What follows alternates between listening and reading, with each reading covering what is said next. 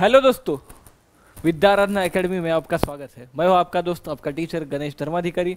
आज के सेशन में, आज के इस पीवाईक्यू सेशन में हम देखने वाले हैं बहुत ही ज़रूरी चैप्टर जो कि है सर्कल। सर्कल आप मेरे ख्याल से बचपन से पढ़ते आ रहे हैं। मेरे ख्याल से 5th या 6th स्टैंडर्ड में सबसे पहले आपको सर्कल इंट्रोड्यूस किया जाता है। उसके बाद उसके ऊपर अलग अलग थ्योरम्स आते हैं और फिर हम आते हैं केवीपीवाई के लेवल तक। ठीक है, अभी सर्कल जैसे ज्योमेट्री का बहुत ही बेसिक चैप्टर है, लेकिन इसमें क्या है कि बहुत ही मतलब क्या बोलते हो, एक बहुत बड़ा स्कोप है कि आपको अच्छे तरीके के क्वेश्चंस इस चैप्टर में आपको देखने के मिल सकते हैं, क्योंकि इसमें बहुत सारे कंसेप्ट्स आप मिक्स भी कर सकते हो। तो चलिए देखते हैं हमारे केवीपीवाई के क्वेश्चंस। तो 2016 के क्वेश्चन सबसे पहले देखेंगे। 2016 का पहला क्वेश्चन आपको यहाँ पे लिखा है, क्या है?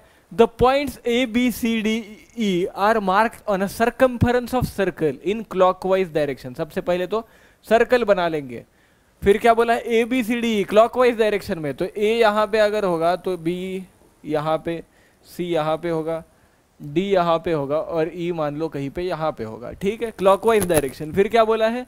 Such that angle A, B, C is 130 degrees. ये angle A, B and C, angle A B C it is 130 degrees. ठीक है, और क्या दिया है दोस्तों? Angle C D E is 110 degrees. C D E दिया है, दिस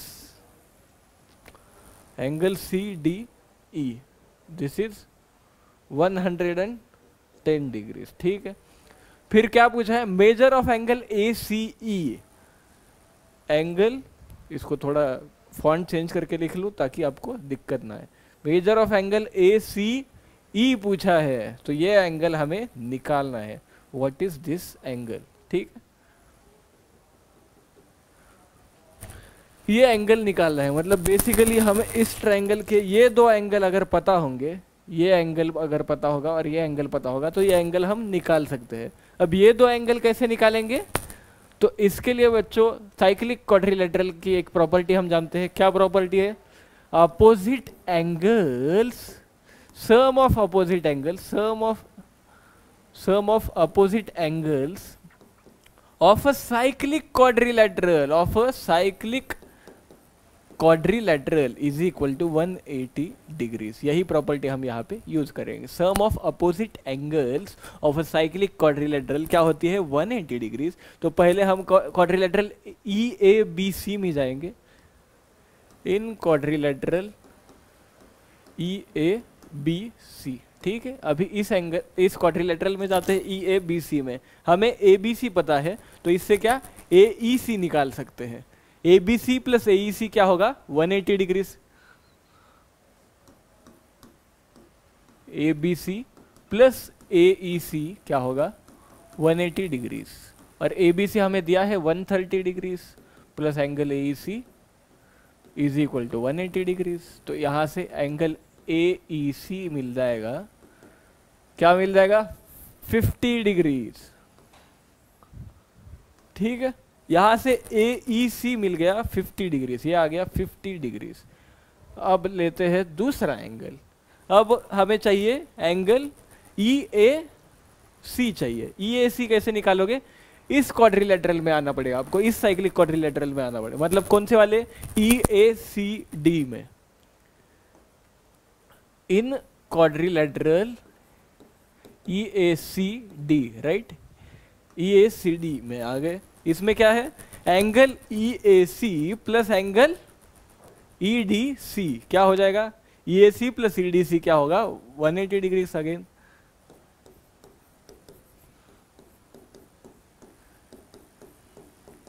और EDC हमें पता है, EDC क्या है बच्चों? EDC is 110 degrees, right. तो इससे एंगल EAC क्या आ जाएगा? 70 डिग्रीज। Is this correct? ठीक है, तो ये आ गया 70 डिग्रीज। अब हम एक चीज जानते हैं बच्चों, सबसे बेसिक चीज, sum of all angles of a triangle क्या होता है? 180 डिग्रीज। ये 50 है, ये 70 है, तो ये क्या आएगा? 180 माइनस 120 विच इज 60 डिग्रीज। तो हमारा ये एंगल आ जाएगा दोस्तों, ये आएगा 60 डिग्रीज। 60 डिग्रीज आ गया, मतलब option B is the correct option. ठीक है, इजी है, समझ आ रहा है? समझ आ रहा है क्या किया हमने? सबसे पहले बच्चों हमने डायग्राम बना ली, उसके बाद साइक्लिक क्वाड्रिलेटरल्स ले लिया। हमें ये एंगल निकालना था तो हमने क्या किया, ये एंगल डायरेक्टली निकालने का कोई तरीका नहीं दिख रहा तो हमने इस ट्रायंगल में बाकी दो एंगल्स निकालने की कोशिश की। बाकी दो एंगल्स कैसे निकाले, ये साइक्लिक क्वाड्रिलेटरल दिया, अपोजिट एंगल्स 180 ली, फिर इधर भी ऐसे ही किया, ये साइक्लिक क्वाड्रिलेटरल लिया, इसमें अपोजिट एंगल्स 180 लेके ये दोनों एंगल्स निकाल लिए। फिर sum of all angles of triangle हम जानते हैं क्या आता है बच्चों, वो आता है 180 डिग्रीज, तो इससे हमारा एंगल मिल गया। फाइनल रिक्वायर्ड एंगल क्या था, 60 डिग्रीज। अगला क्वेश्चन देखते हैं इसी साल का, क्या है, the circles of radii 1, 2 and 3 units respectively touch each other externally, मतलब इस तरीके से एक दूसरे को टच करते हैं। The circum radius of triangle found by joining the centres of the circles, इनको ये सारे सेंटर्स को ज्वाइन करने के बाद जो सर्कम रेडियस बन रहा है वो क्या होगा पूछा है। मतलब basically we want to find capital R, ठीक है, कैपिटल आर हमें पूछा है इस ट्राइंगल के लिए। तो अभी सबसे पहले देखो इसकी रेडियस 1 है तो ये भी 1 हो जाएगी, और ये भी 1 हो जाएगा, ये 3 हो जाएगा तो ये भी 3 हो जाएगा, ये 2 है तो ये भी 2 हो जाएगा। तो ये साइड क्या होगी बच्चों, 3 + 2 ये हो जाएगी 5, दिस विल बी 3 और दिस विल बी 4। अब 3, 4, 5 जैसा कि हमने देखा है क्या है, ये पाइथागोरियन ट्रिपलेट्स है, तो इसका मतलब क्या है, ये राइट एंगल ट्रायंगल हो गया, ये एंगल क्या हो जाएगा 90 डिग्रीज हो गया, तो ये राइट एंगल ट्रायंगल है।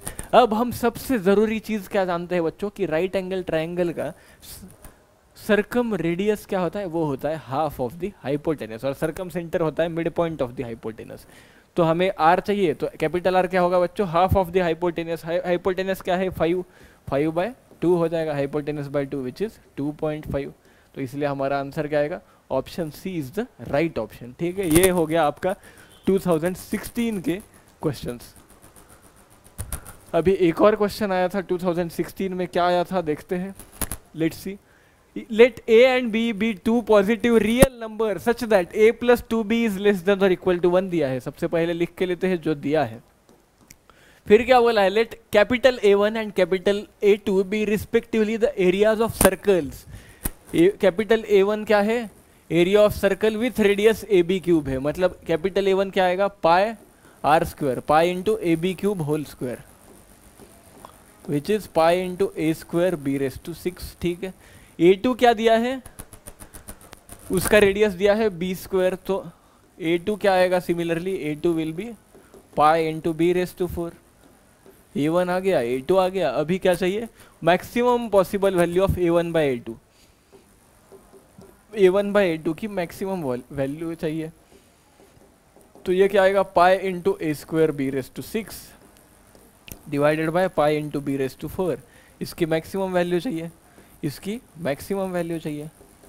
ये क्या आएगा बच्चों, b⁻⁴ कैंसिल हो जाएगा, पाई पाई कैंसिल हो जाएगा, तो ये आएगा A स्क्वायर b स्क्वायर का मैक्सिमम वैल्यू चाहिए। इसका मैक्सिमम मतलब हमें क्या चाहिए, AB होल स्क्वायर का मैक्सिमम चाहिए। AB का मैक्सिमम वैल्यू अगर निकाल लिया तो हमारा काम बन जाएगा, ये यहाँ से हमें आइडिया आ रहा है। अभी ये कंडीशन दिया है a + 2b is less than और इक्वल टू 1। अब ये इसका यूज कैसे करेंगे, तो सबसे पहली चीज बच्चों यहाँ पे सम दिए है, तो सबसे पहली चीज दिमाग में क्या स्ट्राइक करेगी, एरिथमेटिक मीन।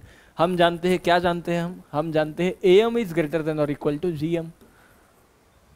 मतलब क्या, arithmetic mean is greater than or equal to geometric mean, which means a plus 2b upon 2 is greater than or equal to root of a into 2b। इसका मतलब क्या, a plus 2b is greater than or equal to 2 root 2, इसको root ab भी लिख सकते हैं, into root ab, ठीक है। यहाँ तक क्लियर है। इसको क्या लिख सकते हैं फिर, ये इक्वेशन 1 और ये इक्वेशन 2 मिला के हम लिख सकते हैं 1 is greater than or equal to a plus 2b is greater than or equal to 2 root ab। इससे क्या लिख सकते हैं, 1 is greater than or equal to 2 root ab।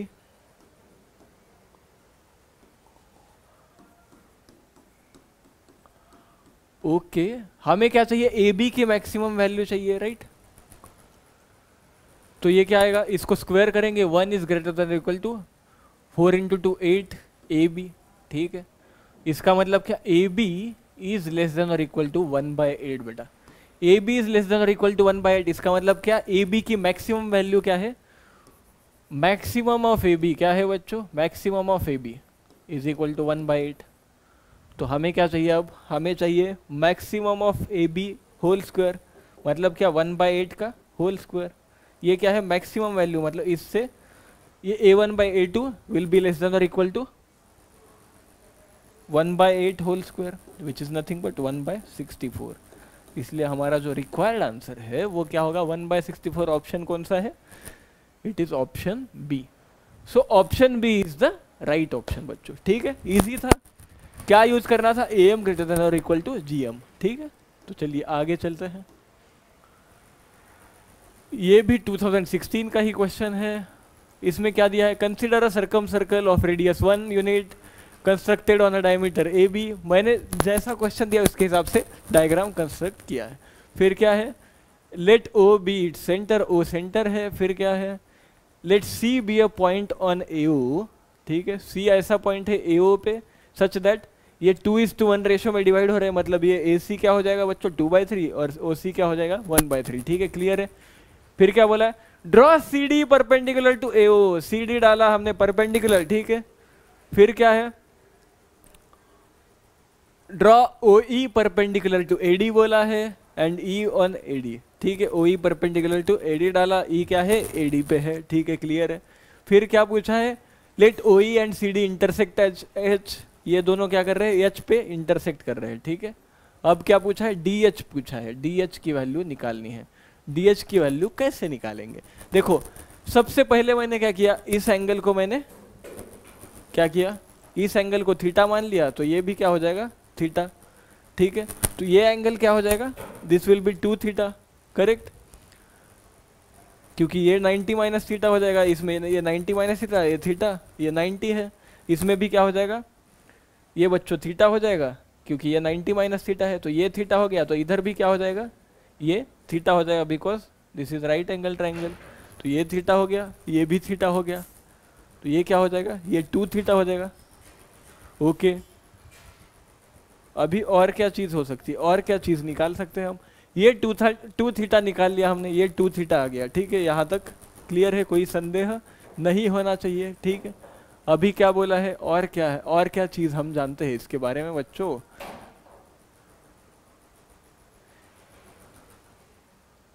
हाँ कुछ जानते ना जानते वो नहीं पता। चलिए अब क्या करते हैं, एक ट्रायंगल में खेलना चालू कर देते हैं, खेलना चालू कर देते हैं इन द सेंस जो भी हमें ट्रिग्नोमेट्री बेसिक पता है, sine theta cos theta trigonometric ratios, वो लगाने चालू कर देते हैं। तो ये 2 थीटा है, तो हम इस ट्रायंगल में पहले लगा लेते हैं, इन ट्रायंगल क्या बोलेंगे इसको, OCD, in triangle OCD cos 2 theta निकाल लेते हैं। ये साइड पता है 1/3 है, हाइपोटेनस भी पता है क्योंकि रेडियस 1 है, तो cos 2 थीटा क्या हो जाएगा, cos 2 theta is equal two adjacent side upon hypotenuse, adjacent side क्या है बच्चों 1/3 है, 1/3 अपॉन हाइपोटेनस 1 है, cos 2 थीटा 1/3 है, cos 2 थीटा क्या होता है, cos 2 थीटा क्या होता है, हमें पता है cos 2 थीटा का फॉर्मूला होता है 2 cos square theta minus 1, 2 cos square theta minus 1 is 1/3, तो 2 cos स्क्वायर थीटा क्या हो जाएगा बच्चों 1 + 1/3 विच इज 4/3, इसलिए cos स्क्वायर थीटा हो गया 2/3,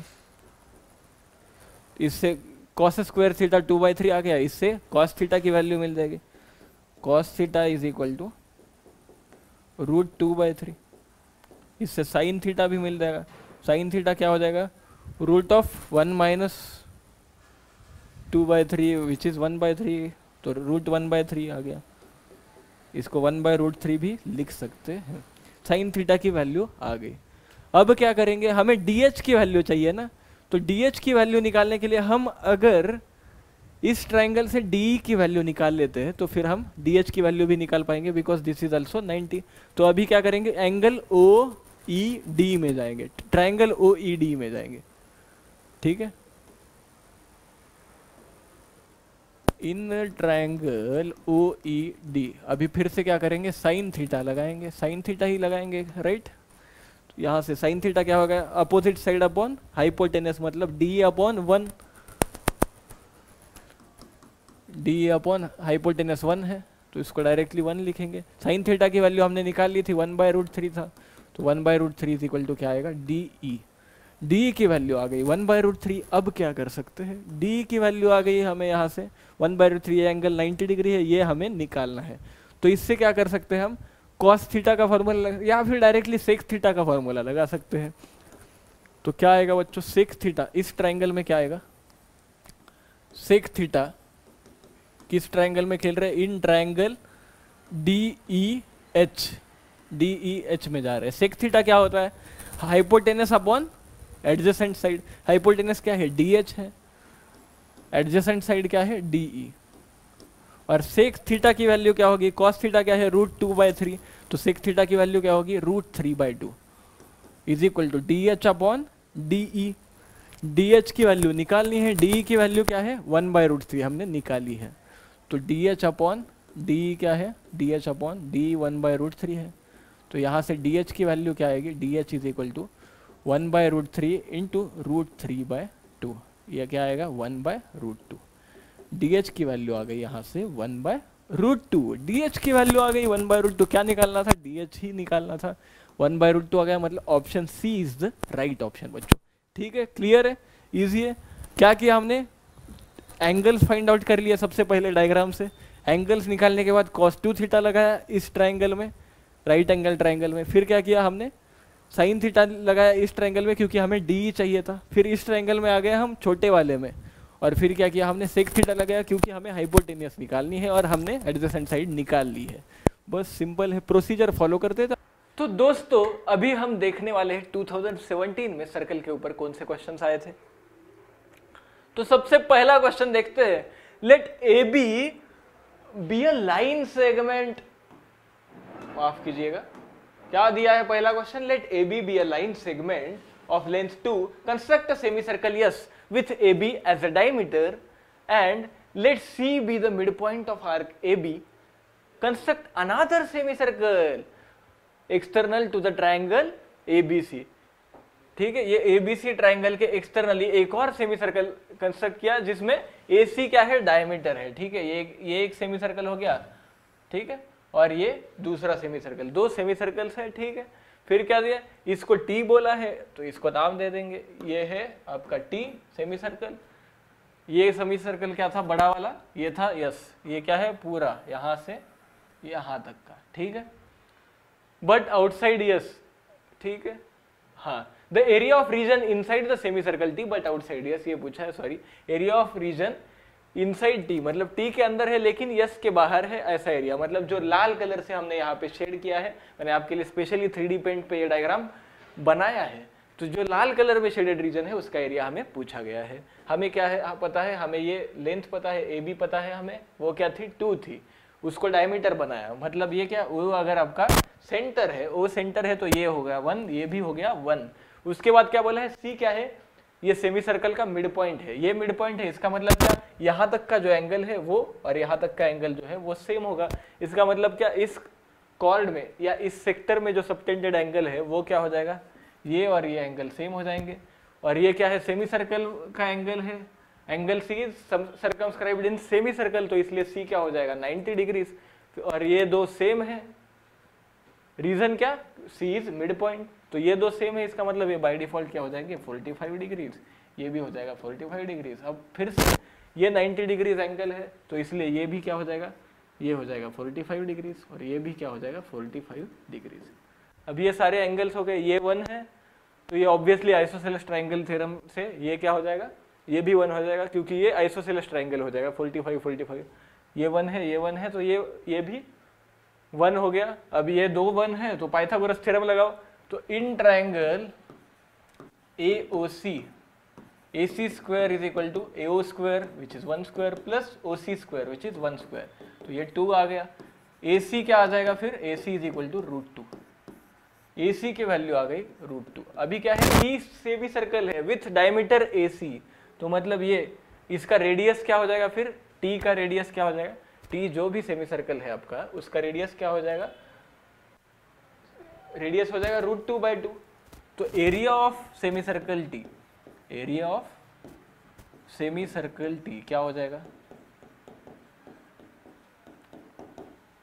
एरिया ऑफ सर्कल क्या होता है, पाई आर स्क्वायर, तो एरिया ऑफ सेमी सर्कल क्या होगा 1/2 into pi R square. R क्या है यहाँ पे, डायमीटर √2 है, तो आर क्या हो जाएगा √2/2 होल स्क्वायर।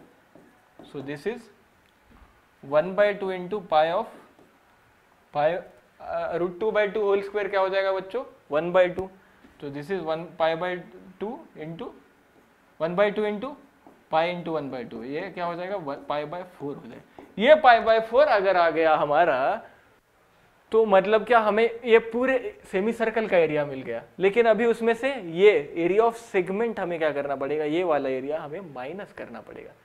तो क्या कर सकते हैं हम लोग, एरिया ऑफ सेगमेंट निकालने के लिए हम क्या कर सकते हैं, उससे पहले एरिया ऑफ सेक्टर निकाल सकते हैं।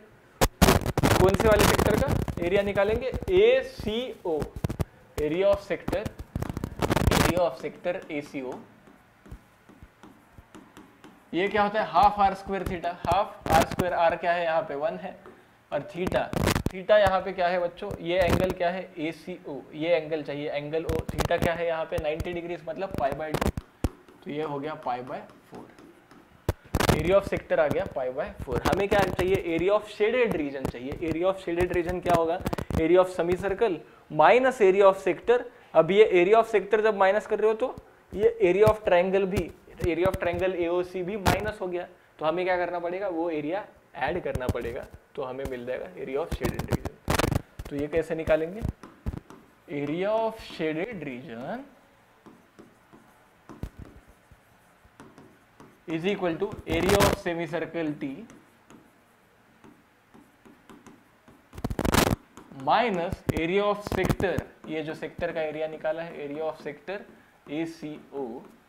अब ये माइनस किया मतलब हमने एरिया ऑफ ट्रायंगल भी माइनस कर लिया है, पर वो माइनस करने की जरूरत थी क्या, नहीं, तो इसलिए ये वाला एरिया का area of triangle AOC add करना पड़ेगा इसमें, plus area of triangle AOC करना पड़ेगा। तो ये क्या आ जाएगा, एरिया ऑफ सेमी सर्कल हमने क्या निकाला था, एरिया ऑफ सेमी सर्कल क्या था π/4, एरिया ऑफ सेक्टर क्या है π/4, तो ये हो गया π/4 minus π/4 plus area of triangle AOC क्या हो जाएगा, area of triangle AOC half into base into height, base भी 1 है हाइट भी 1 है, तो ये हो जाएगा half into 1 into 1 which is half, π/4 minus π/4 cancel, तो एरिया क्या आ गया शेडेड रीजन का 1/2 विच इज हाफ। तो इसलिए option B is the correct option बच्चों, यहाँ पे कोई दिक्कत नहीं होनी चाहिए। तो चलिए आगे चलते हैं। ये है अगला क्वेश्चन, ये थोड़ा सा अलग सा क्वेश्चन है, इसमें थोड़ा कैलकुलेशन भी लगेगा, थोड़ा टेक्निक्स भी लगेंगे, तो देखते हैं कैसे कर सकते हैं।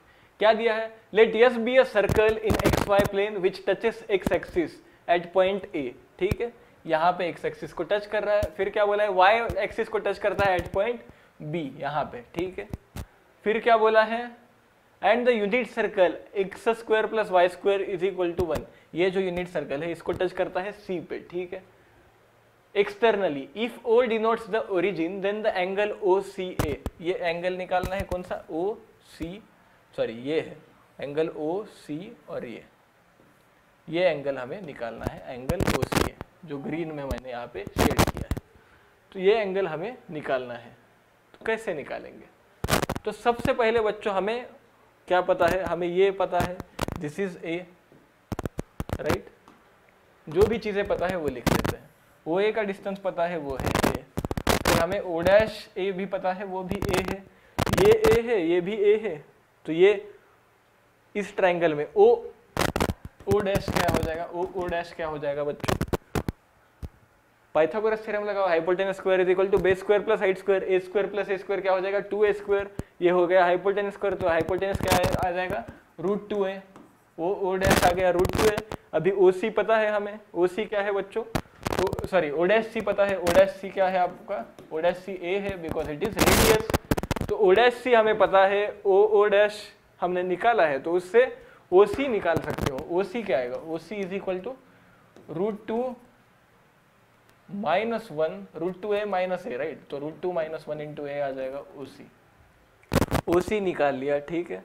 ये एंगल पता है COA विच इज 45 डिग्रीज, ऐसा क्यों बच्चों, ये एंगल 45 डिग्रीज कैसे आ गया, तो बच्चों ये जो है ये एरिया क्या है, ये सर्कल क्या है x² plus y² is equal to 1, इसको क्या कर रहा है हमारा दूसरा सर्कल, कौन सा वाला ये जो भी सर्कल है ये इसको क्या कर रहा है, यहाँ पे टच कर रहा है, ठीक है। हमें सी का पॉइंट, सी पॉइंट क्या है, सी पॉइंट क्या होगा फिर हमारा, इसका रेडियस 1 है तो सी क्या हो जाएगा 1 cos थीटा 1 sin थीटा। पर ये एंगल 45 कहाँ से आ गया, तो बेटा ये एंगल 45 इसलिए आया क्योंकि यहाँ से यहाँ तक का डिस्टेंस क्या था, ए था, बिकॉज ये रेडियस है। तो यहाँ से यहाँ तक का डिस्टेंस ए है, यहाँ से यहाँ तक का भी ए है, ये 90 है, तो मतलब इस ये क्या हो जाएगा आइसोसेलेस ट्रायंगल। तो ये 90 है तो ये दो एंगल क्या हो जाएंगे 45 और ये भी 45, तो इसलिए ये एंगल 45 आ गया। अब ये एंगल 45 आ गया तो सी के कोऑर्डिनेट्स निकाल सकते हो।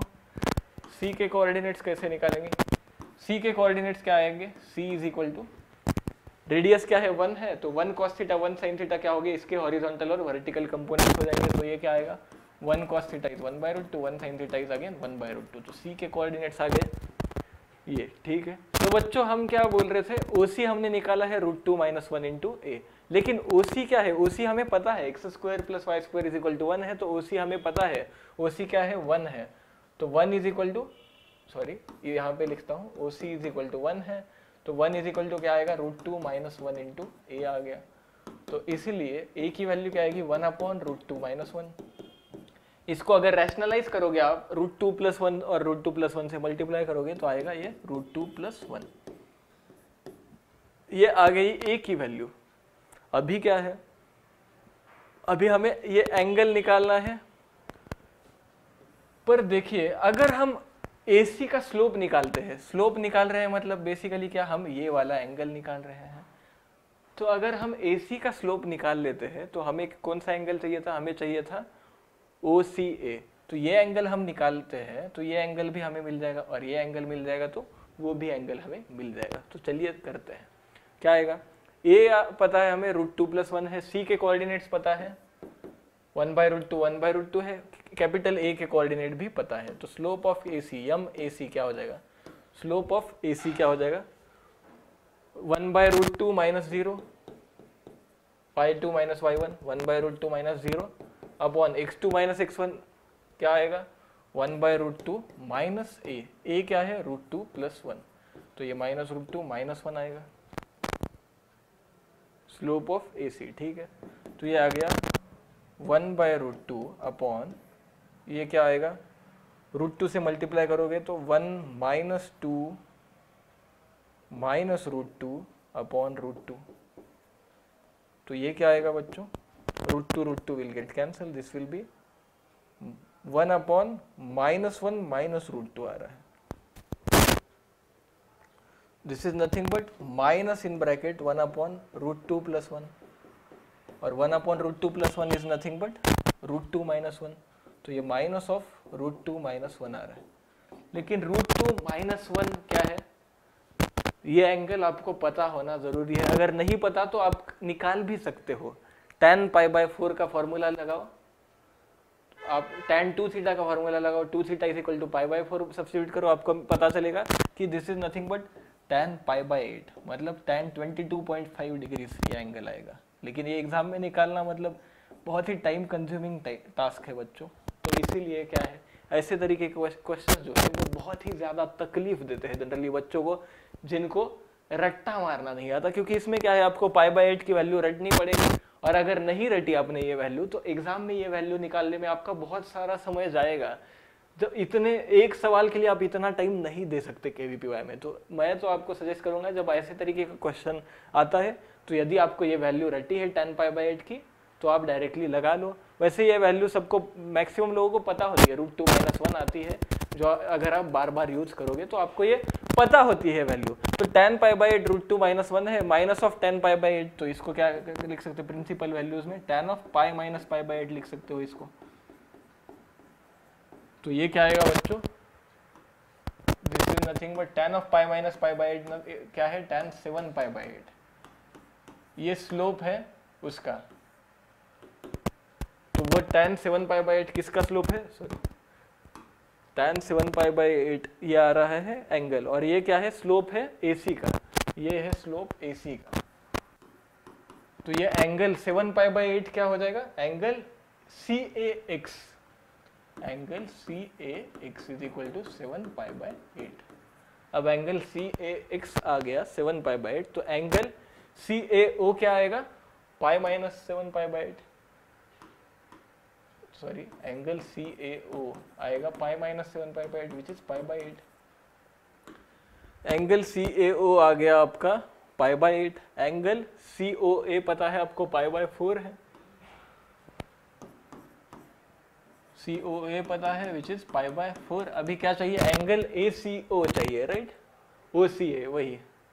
तो एंगल OCA कैसे निकालोगे, angle OCA is equal to pi minus ये सब एंगल सब्ट्रैक्ट करो, pi minus pi by 8 minus pi by 4, ये आ गया आपका angle OCA। Because sum of all angles of triangle is 180 degrees, तो ये क्या आ जाएगा, पाई माइनस ये क्या आएगा बच्चों, एलसीएम आएगा 8, सो this is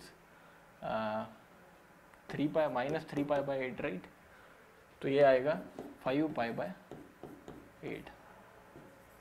angle OCA is 5 pi by 8, तो इसका आंसर है 5 पाई बाय 8। यहाँ पे मैंने ऑप्शंस इंक्लूड नहीं करे, लेकिन जो जिस भी ऑप्शन में A B C D में से जिस भी ऑप्शन में 5 पाई बाय 8 ऑप्शन है वो आपका करेक्ट आंसर होगा। ये बहुत ही लेंदी और घटिया नहीं बोल सकते इसको, क्वेश्चन तो अच्छा ही है, लेकिन बस एक चीज है बच्चों जहाँ पे आपको पाई बाय 8 की वैल्यू रटी होनी चाहिए आपको, क्योंकि निकालने में समय ज्यादा लग सकता है। तो अब आते हैं अगले क्वेश्चन पे।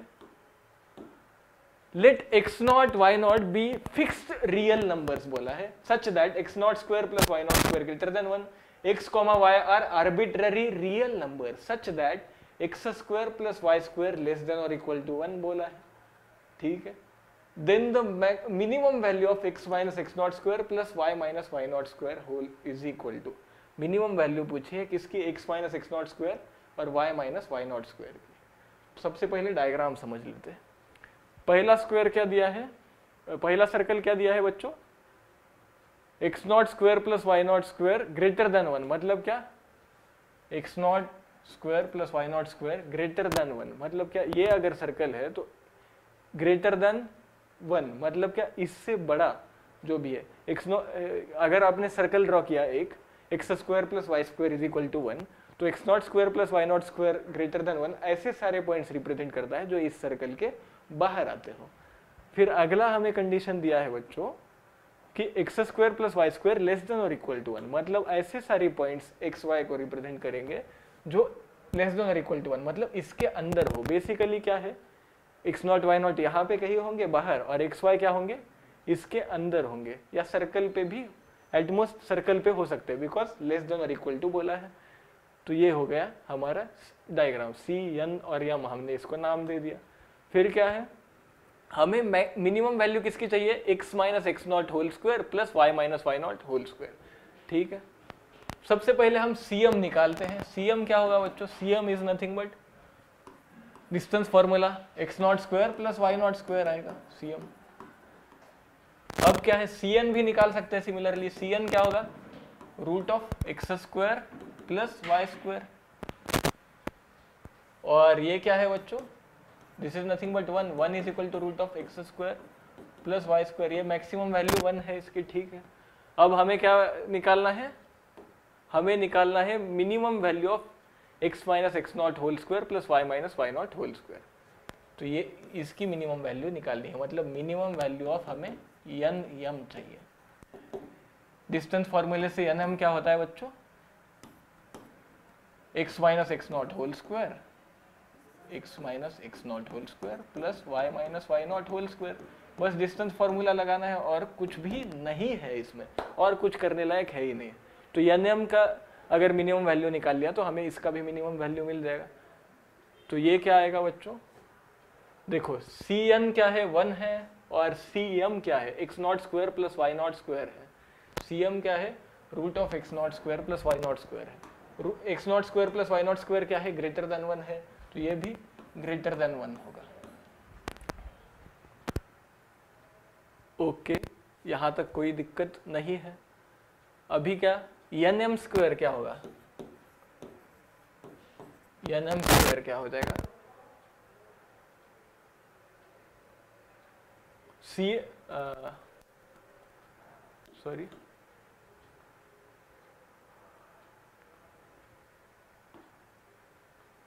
हमें एन एम निकालना है, सी एम पता है, सी एन पता है, तो हम क्या कर सकते हैं, सी एन की मैक्सिमम वैल्यू पता है 1 है, तो ठीक है, C M minus C N करेंगे एन एम निकालने के लिए, C M minus C N अगर करते हैं तो एन एम मिल जाता है। सी एम क्या है बच्चों, सी एम था आपका X naught square plus Y naught square, minus C N क्या है, X square plus Y square, ये क्या है, एन एम है। हमें एन एम की मिनिमम वैल्यू निकालनी है, एन एम की मिनिमम वैल्यू निकालेंगे, मतलब इसकी मिनिमम वैल्यू निकालेंगे तो हमें क्या मिल जाएगा, जो भी आंसर है वो मिल जाएगा, X minus X naught whole square plus Y minus Y naught whole square की भी वैल्यू मिल जाएगी। लेकिन अभी क्या है, एन एम की मिनिमम वैल्यू निकालने के लिए ये क्या होना चाहिए, ये मैक्सिमम होना चाहिए, ठीक है। अब इसकी वैल्यू मैक्सिमम क्या है बच्चों, सी एन की मैक्सिमम वैल्यू क्या है, 1 है, हमें पता है, तो ये क्या आएगा, root of x naught square plus Y naught square minus 1 आएगा इसकी मैक्सिमम वैल्यू।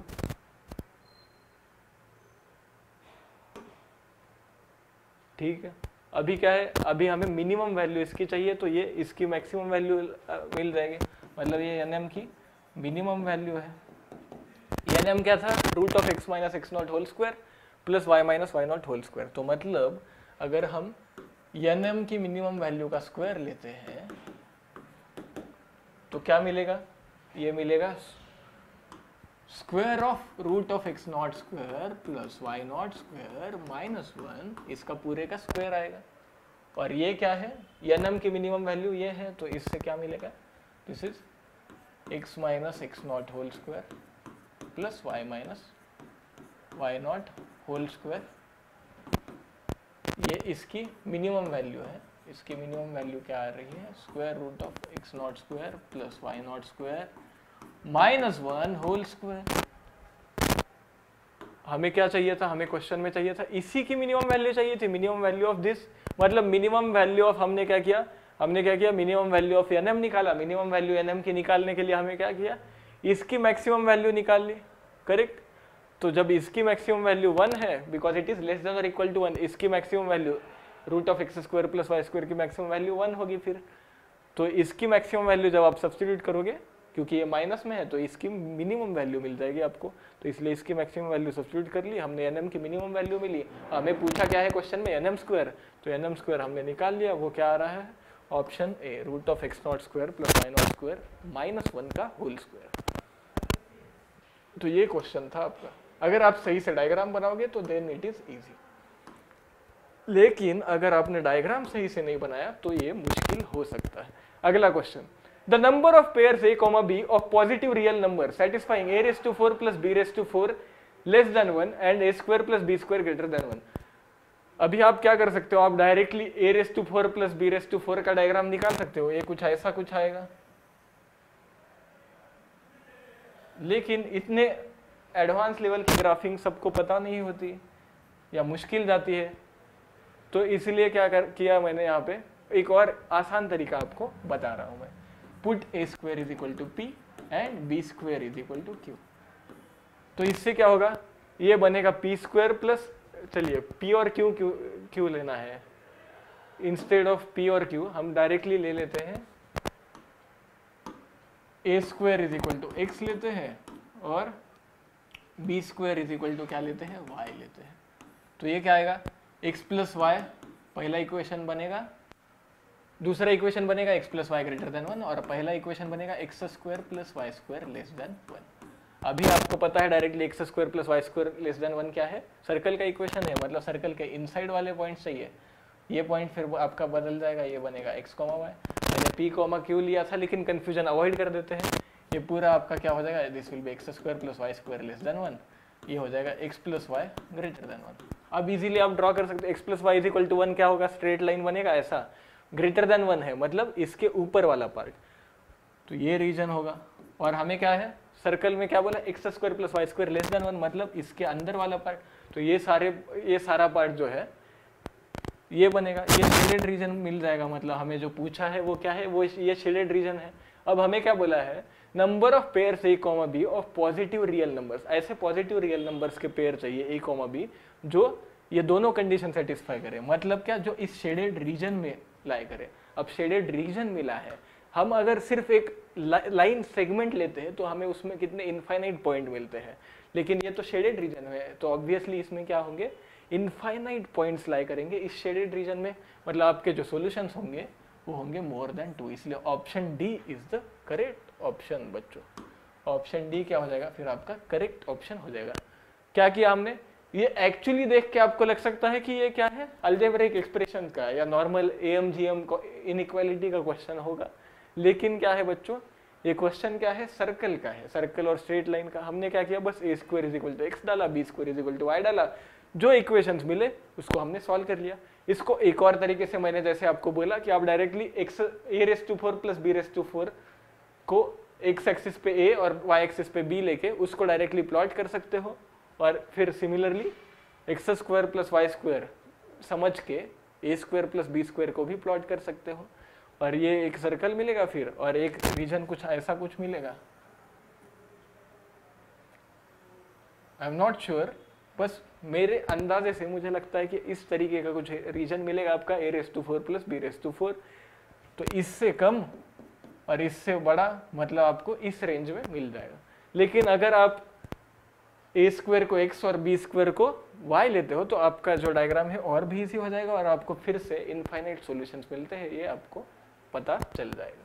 तो इसलिए option D is the right option. तो यहाँ तक था हमारे आज का सेशन का केवीपीवाई के सर्कल चैप्टर का हमारा डिस्कशन, यहाँ पे हम खत्म कर देते हैं। यदि आपको कोई समस्या हो, कोई डाउट हो तो हमें संपर्क कीजिए। तब तक के लिए धन्यवाद। चलिए, गुड बाय।